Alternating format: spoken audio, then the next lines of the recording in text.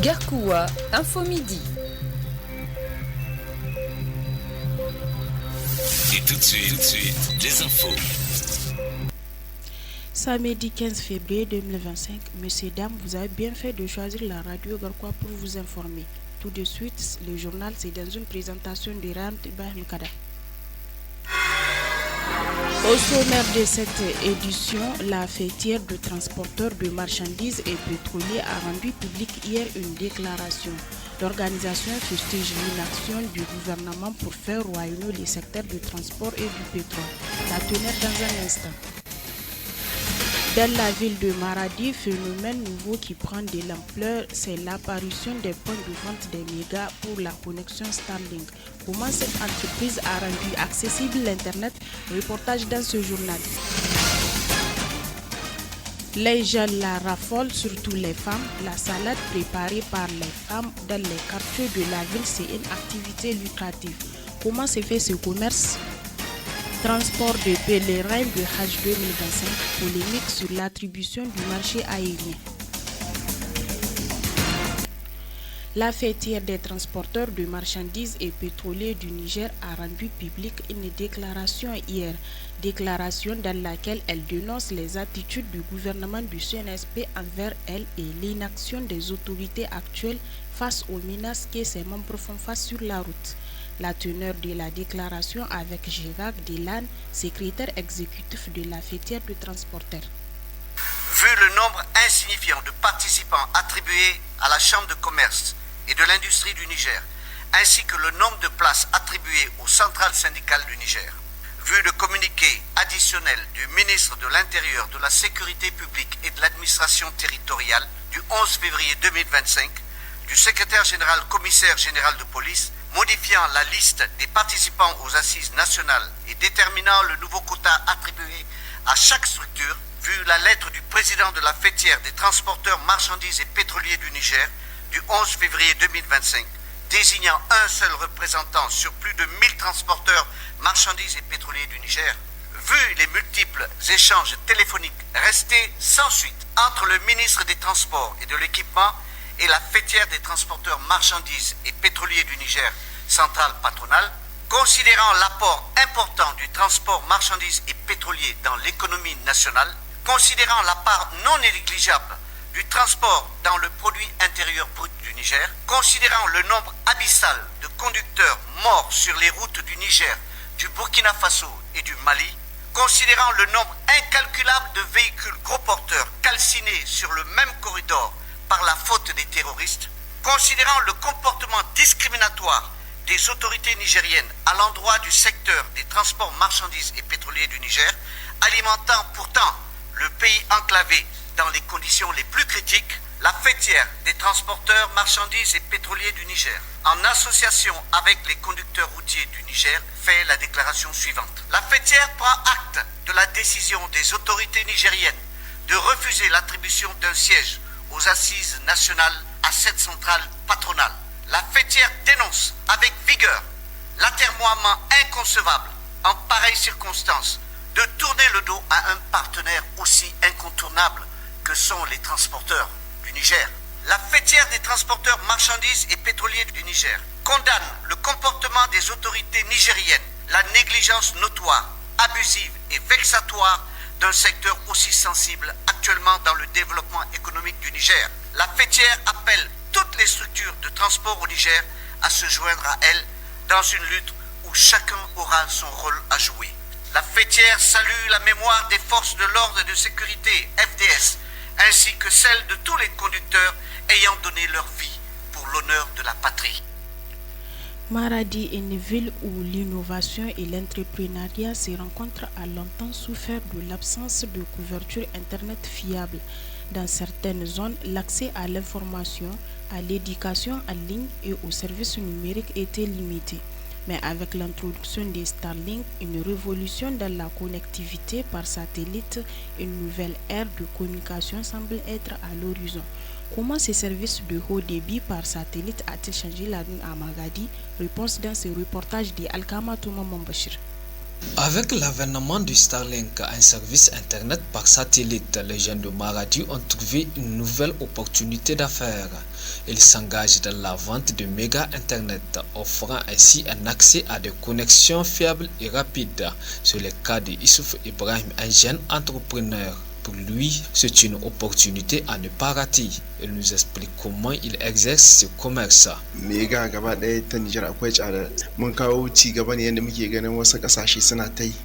La connexion Internet au Niger est vraiment chère. Nous avons apporté une évolution identique à celle des pays avancés. La connexion Starlink est une connexion à haute intensité. Elle coûte moins cher contrairement à la connexion des compagnies de téléphonie mobile. C'est une connexion rapide, sans interruption. La façon dont nous exerçons ce commerce est que nous attribuons un code pour chaque appareil dont les propriétaires désirent se connecter à notre réseau. Chaque code s'utilise une seule fois. L'accès au réseau se fait en fonction des horaires. Il y a pour 3 heures, pour 4 heures, pour 6 heures. Il y a même pour 2 jours et même pour une semaine. Les tarifs, c'est à partir de 25 francs jusqu'à 500 francs.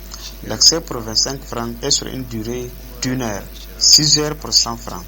Tout celui qui souhaite se connecter peut venir se connecter et partir après l'expiration de son délai. La connexion peut couvrir une distance de 350 mètres à partir de la position de l'appareil.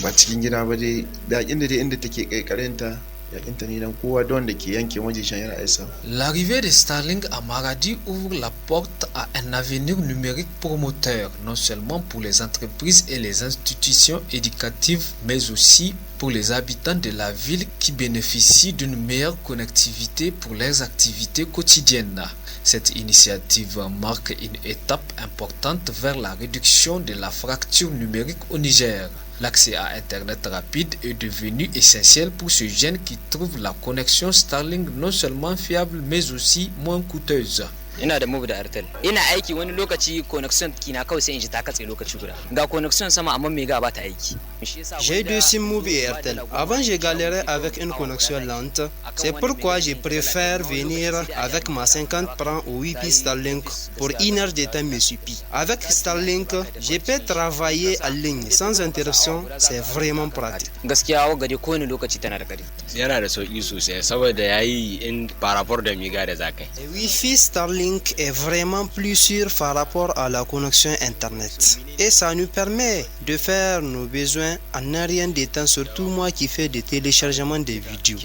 A gaskiya suna zuwa kuma cikin lokaci ba a bata lokaci faka su shiga kawai. À Maradi, le commerce des méga Starlink est bien plus qu'une simple opportunité économique. C'est un véritable levier de progrès unissant la communauté autour de l'accès à la technologie. L'avenir s'annonce promoteur pour ces jeunes entrepreneurs et leurs clients. Toutefois, le coût exorbitant du matériel pose aussi une autre problématique. Le kit Starlink n'est pas accessible à toutes les bourses. Merci Alkama Touma Mombaché pour ce reportage. À Maradi, la salade est bien plus qu'un simple plat. C'est un mélange de saveurs locales et une véritable tradition culinaire. Préparée quotidiennement par les femmes vendeuses des marchés, cette salade est un repas prisé par les habitants, qu'ils soient des passages ou résidents. Quel rôle joue cette salade dans la vie économique et sociale de la ville de Maradi? Moustapha Menassara avec le reportage. Elle est préparée par les femmes du quartier. Elle, c'est cette salade vendue aux abords de la route et même dans certains marchés de la ville. Tomates, oignons, concombres et quelques épices composent la base d'un plat qui se prépare à la demande, chaque vendeuse ayant sa propre manière de l'agrémenter. Rekia Sadi est une vendeuse de salade préparée. Elle est reconnue au quartier Zaria. Je vends de la salade préparée très tôt le matin quand le jardinier me l'amène sur son vélo. J'achète à part la tomate, l'oignon, l'ail, du piment et de l'huile. Quand il y a une cérémonie, j'amène aussi.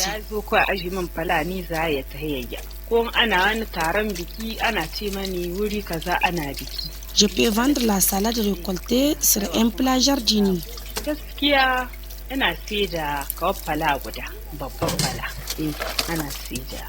Pour de nombreuses femmes de Maradi, la vente de la salade préparée est bien plus qu'une activité culinaire, C'est aussi un moyen de subvenir aux besoins de leur famille.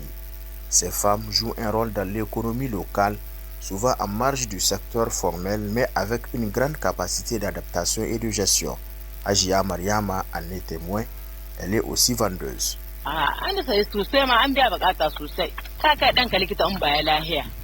C'est lucratif. Tu peux acheter quelque chose pour tes enfants, t'occuper de leur santé, contribuer à une cérémonie ou aider financièrement tes proches.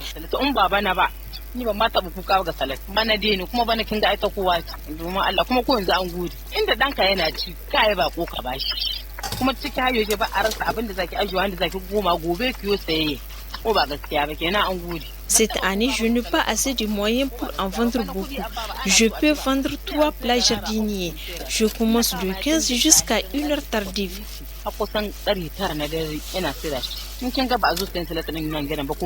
Je trouve mon compte dans ce commerce, mais cette année est différente des autres vraiment. La préparation de la salade n'est pas seulement une affaire de commerce. Rekia Sadi mise beaucoup sur l'hygiène de sa marchandise. La salade demande beaucoup d'hygiène. Je la lave 4 fois avec de l'eau de la pompe pour éviter certaines maladies puisque moi-même je la mange.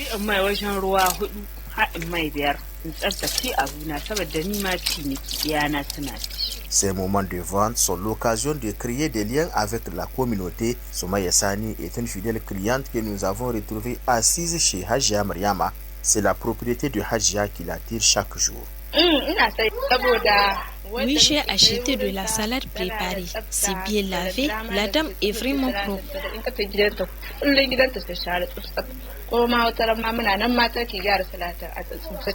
Malgré l'importance de leur activité, ces femmes rencontrent de nombreux défis, que ce soit en termes de financement. L'absence de soutien financier peut rendre leur activité encore plus difficile. Notons de passage qu'il est aussi nécessaire que des femmes mettent un accent particulier sur les conditions de préparation de cette salade, vu que la typhoïde tue près de 100 000 personnes chaque année, selon les estimations de l'Organisation mondiale de la santé.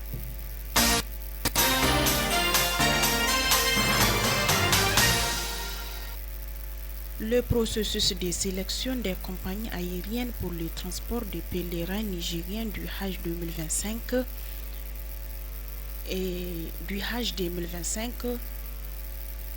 est au cœur d'une polémique qui met en lumière Le processus de sélection des compagnies aériennes pour le transport de pèlerins nigériens du Hajj 2025 est au cœur d'une polémique qui met en lumière des enjeux de transparence, de concurrence et de souveraineté nationale. Dans un mémorandum adressé au ministre du Commerce et de l'Industrie du Niger, daté du mercredi 12 février 2025, les compagnies aériennes Fly-Oya et Afrikia tirent la sonnette d'alarme sur des pratiques qu'elles jugent contraires aux principes et de libre concurrence établis par le comité d'organisation du Hajj et de la Umrah, COHO. Ibrata Souzenabou avec les détails. Depuis 2023, le COHO a adopté un principe de diversification de compagnies aériennes afin d'assurer des protestations de qualité au meilleur prix. Cette année, 2 compagnies saoudiennes, Fly Ideal et Manasik Air, ont participé à l'appel d'offres aux côtés des autres opérateurs. Fly Ideal, initialement classé 3e avec un tarif de 1 290 000 francs CFA par billet, se situe bien au-dessus de l'offre la plus avantageuse, fixée à 1 095 000 francs CFA, une différence de 195 000 francs CFA par billet, qui, si elle avait été appliquée, aurait alourdi considérablement le coût du pèlerinage pour des milliers de Nigériens. Refusant dans un premier temps de s'aligner sur ce tarif, Fly Ideal a été écarté du processus conformément aux règles établies par le COHO. Cependant, contre toute attente, la compagnie saoudienne a été réintégrée après des négociations avec le Congo, acceptant finalement de s'aligner sur le tarif de la compagnie la moins disante. Un revirement qui suscite de vives interrogations sur les pressions extérieures exercées dans ce processus. Les deux compagnies Flioya et Africa dénoncent également la pression exercée par le Congo pour obtenir rapidement des créneaux horaires auprès de l'autorité générale de l'aviation civile saoudienne, alors que les demandes de slow peuvent être soumises jusqu'au 28 avril 2025. Flioya et Africa, qui ont déjà accompli toutes les démarches nécessaires, s'interrogent sur cette précipitation. Pourquoi le Congo met-il la pression sur nos compagnies pour obtenir les slots aujourd'hui, alors que les Hajj se déroulera dans plus de 3 mois? S'interroge-t-elle de leur mémorandum. Le ministre du Commerce et de l'Industrie saisi de l'affaire se trouve face à un dilemme: respecter les règles établies par le Congo ou céder aux pressions diplomatiques et économiques externes. Fin de cette édition d'information. Merci de nous avoir suivis. Le rédacteur du jour était Moustapha Menassara, à la présentation Réal Ibrahim Kada. Merci. Au revoir.